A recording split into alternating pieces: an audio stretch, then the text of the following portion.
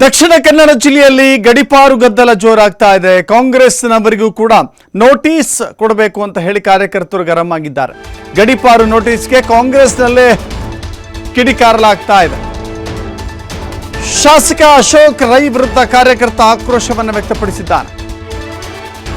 ಕಾಂಗ್ರೆಸ್ ಕಾರ್ಯಕರ್ತ ಹಕೀಂ ಕೂರ್ನಡ್ಕ ಕೆಂಡಾಮಂಡಲವಾಗಿದ್ದಾರೆ. ಪುತ್ತೂರು ಪೊಲೀಸರು ನನ್ನ ಮೇಲೆ ಸುಳ್ಳು ದೂರು ಕೊಟ್ಟಿದ್ದಾರೆ. ಅಶೋಕ್ ರೈ ವಿರುದ್ಧ ಮಾತನಾಡಿದ್ರೆ ಗಡಿಪಾರು ಮಾಡ್ತೀವಿ ಅಂತ ಹೇಳಿದ್ರು.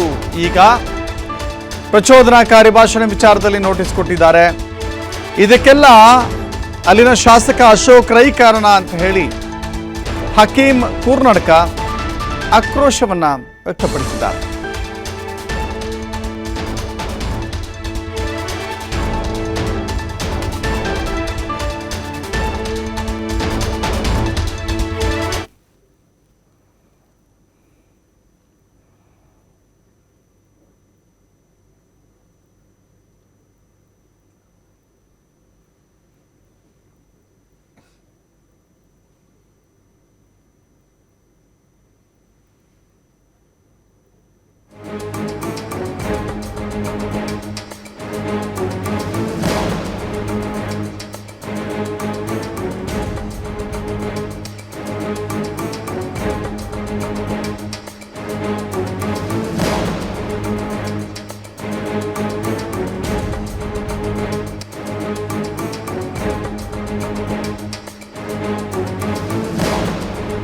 ದಕ್ಷಿಣ ಕನ್ನಡ ಜಿಲ್ಲೆಯಲ್ಲಿ ಎರಡು ಪ್ರಕರಣಗಳು ಭಾರಿ ಗಮನ ಸೆಳೆದಿರುವಂಥದ್ದು. ಮೊದಲನೇ ಪ್ರಕರಣ ಅಂತ ಹೇಳಿದ್ರೆ ಗಡಿಪಾರಿನ ವಿಚಾರಕ್ಕೆ ಸಂಬಂಧಪಟ್ಟಂತೆ ಪುತ್ತಿಲ ಅರುಣ್ ಕುಮಾರ್ ಪುತ್ತಿಲ ವಿರುದ್ಧ ಗಡಿಪಾರಿನ ವಿಚಾರ ಇದೆಯಲ್ಲ, ಅದು ರಾಜಕೀಯ ವಲಯದಲ್ಲಿ ಸಾಕಷ್ಟು ಸದ್ದು ಮಾಡ್ತಾ ಇದೆ. ನೋಟಿಸ್ ಕೊಟ್ಟಿರುವ ವಿಚಾರ, ಕಲಬುರಗಿಯ ಶಹಬಾದ್ ಪೊಲೀಸ್ ಠಾಣಾ ವ್ಯಾಪ್ತಿಗೆ ಅವರನ್ನು ಗಡಿಪಾರು ಮಾಡಿರುವಂಥ ವಿಚಾರ.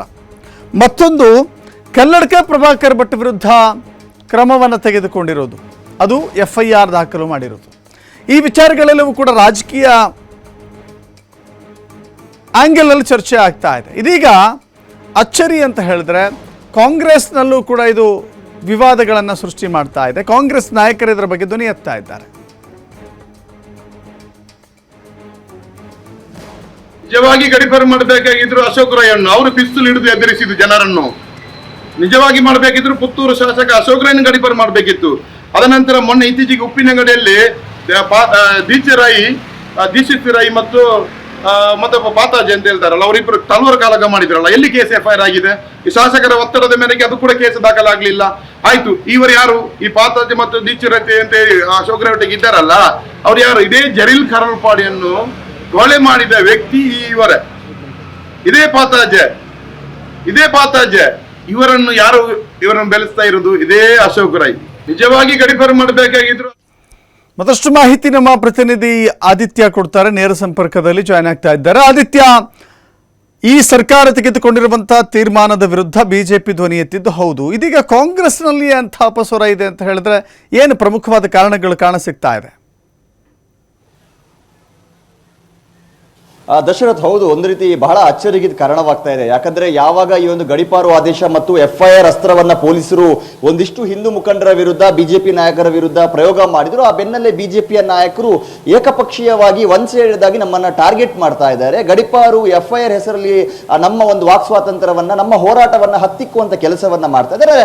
ಓವರ್ ಆಲ್ ಆಗಿ ಟಾರ್ಗೆಟ್ ಹಿಂದುತ್ವವನ್ನ ಮಾಡ್ತಾ ಇದ್ದಾರೆ ಅನ್ನುವ ರೀತಿಯ ಚರ್ಚೆಗಳು ನಿನ್ನೆವರೆಗೂ ಇತ್ತು. ಆದ್ರೆ ನಿನ್ನೆ ರಾತ್ರಿ ದಕ್ಷಿಣ ಕನ್ನಡ ಜಿಲ್ಲಾ ಪೊಲೀಸ್ ಇಲಾಖೆ ಮತ್ತೊಂದು ಆದೇಶವನ್ನ ಹೊರಡಿಸುತ್ತೆ. ಇದರಲ್ಲಿ ಕೇವಲ ಅರುಣ್ ಪುತ್ತಿಲ ಮಾತ್ರ ಅಲ್ಲ, ಸುಮಾರು 36 ಜನರನ್ನ ಗಡಿಪಾರು ಆದೇಶ ಮಾಡುವಂತ ವಿಚಾರವಾಗಿ ಒಂದು ನೋಟಿಸ್ ಅನ್ನ ಹೊರಡಿಸ್ತಾರೆ. ಇದರಲ್ಲಿ ಸುಮಾರು 15 ಜನ ಮುಸ್ಲಿಂ ನಾಯಕರು ಇದ್ದಾರೆ. ಅದರಲ್ಲಿ ಓರ್ವ ಹಕೀಂ ಕೂರ್ನಡ್ಕ, ಈತ ಪುತ್ತೂರಿನ ಕೈ ಕಾರ್ಯಕರ್ತ, ಈತನ ಹೆಸರು ಕೂಡ ಇರುವಂತದ್ದು. ಈ ಬೆನ್ನಲ್ಲೇ ಇದೀಗ ಕಾಂಗ್ರೆಸ್ನ ಒಳಗಡೆ ಒಂಥರ ಜಟಾಪಟಿ ಆರಂಭವಾಗಿದೆ.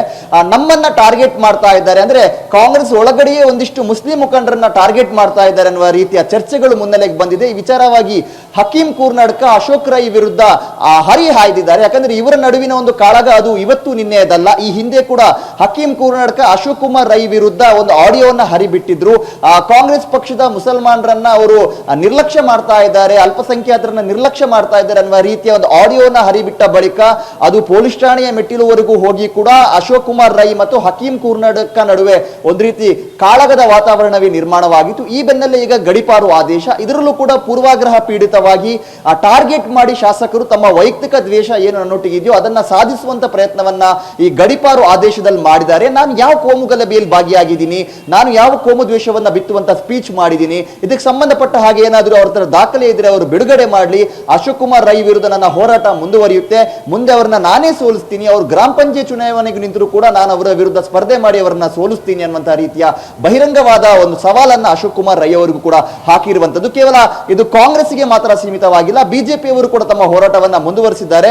ಏನು 15 ಜನ ಮುಸಲ್ಮಾನರನ್ನ ಹೆಸರ ಏನು ಇದರಲ್ಲಿ ಹಾಕಿದ್ದಾರೋ ಇದರಲ್ಲಿ ನಟೋರಿಯಸ್ಗಳು ಇಲ್ಲ, ಕೋಮು ಪ್ರಚೋದನೆಯನ್ನ ಮಾಡುವಂತ ಮುಸಲ್ಮಾನರ ಹೆಸರು ಇಲ್ಲ, ಆ ಮಾಜಿ PFI ನ ಕಾರ್ಯಕರ್ತರ ಹೆಸರು ಇಲ್ಲ. ಕೇವಲ ನಮ್ಮ ಕಣ್ಣೊರಿಸುವಂತ ತಂತ್ರ ಇದು, ಕೇವಲ ಹಿಂದೂಗಳು ಮಾತ್ರ ಇದ್ದಾರೆ ಅನ್ನುವಂತ ಕಾರಣಕ್ಕೋಸ್ಕರ ಒಂದಿಷ್ಟು ಮುಸಲ್ಮಾನರ ಹೆಸರನ್ನ ಹಾಕಿದ್ದಾರೆ. ಅವರು ಯಾವುದೇ ರೀತಿಯಲ್ಲೂ ಕೂಡ ಪ್ರಚಲಿತದಲ್ಲಿ ಇಲ್ಲ ಅನ್ನುವಂತ ರೀತಿಯ ಒಂದು ಆಕ್ರೋಶವನ್ನ ವ್ಯಕ್ತಪಡಿಸಿ ಇವತ್ತು ಬಿಜೆಪಿ ಶಾಸಕರ ನಿಯೋಗ ಜಿಲ್ಲಾಧ್ಯಕ್ಷ ಸತೀಶ್ ಕುಂಪಾಳ್ ನೇತೃತ್ವದಲ್ಲಿ SP ಹಾಗೂ ಕಮಿಷನರ್ ಅವರನ್ನ ಭೇಟಿ ಮಾಡಿದೆ.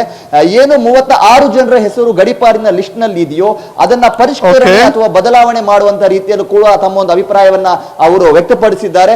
ಮತ್ತು ಟಾರ್ಗೆಟ್ ಮಾಡಿ FIR ಹಾಕ್ತಾ ಇದ್ದೀರಾ ಮತ್ತು ಗಡೀಪಾರು ಆದೇಶ ಮಾಡ್ತಾ ಇದ್ದಾರಾ, ಇದು ಸರಿಯಲ್ಲ ಅನ್ನುವ ರೀತಿಯ ಅಭಿಪ್ರಾಯಗಳನ್ನ ಕೂಡ ಸದ್ಯ ವ್ಯಕ್ತಪಡಿಸಿದ್ದಾರೆ. ಇದಾಗ್ಲಿಲ್ಲ ಅಂತ ಆದ್ರೆ ನಾವು ನ್ಯಾಯಾಲಯಕ್ಕೆ ಹೋಗಿ ಹೋರಾಟವನ್ನ ಮಾಡ್ತೀವಿ ಅನ್ನುವಂತ ರೀತಿ ಎಚ್ಚರಿಕೆಯನ್ನ ನೀಡಿದ್ದಾರೆ. ದಶರಥ್, ಥ್ಯಾಂಕ್ ಯು ಆದಿತ್ಯ ನಿಮ್ಮೆಲ್ಲ ಮಾಹಿತಿಗೆ.